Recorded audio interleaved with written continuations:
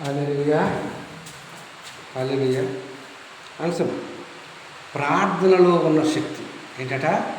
ప్రార్థనలో ఉన్న శక్తి. ఒక ఆమె పడుకొని నిద్రించున్నట్టుగా ఒక కళ వచ్చింది. ఆమె పడుకొని నిద్రపోతుండగా ఒక కళ వచ్చింది. రాత్రి 3 గంటలకు తన కుమారుడు అగ్ని ప్రమాదం ఉన్నట్టు కళ వచ్చింది.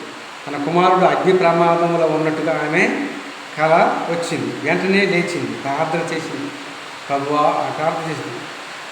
ఏమని? అయ్యా నా కొడుకు ఎలాగైనా కాపాడమని ప్రార్థన చేసింది. అయ్యా ఎలాగైనా సరే నా కొడుకుని కాపాడమని ప్రార్థన చేసింది. ఆమె ప్రార్థన వృధాగా పోలేదు. ఆమె చేసిన ప్రార్థన వృధాగా పోలేదు. ఎవరో ఒక వ్యక్తి వచ్చి నన్ను లేపాడు. ఒక వ్యక్తి వచ్చి లేపాడు. వెంటనే నేను చూశాను. నేను చూడగా హాస్టల్ 5 మంటలకి ఆహుతి అయిపోతుంది.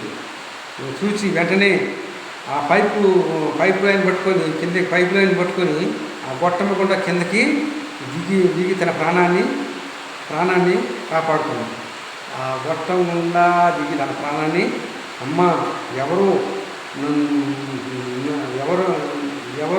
లేదు పొరుగు కాబట్టి నేను బ్రతికాను.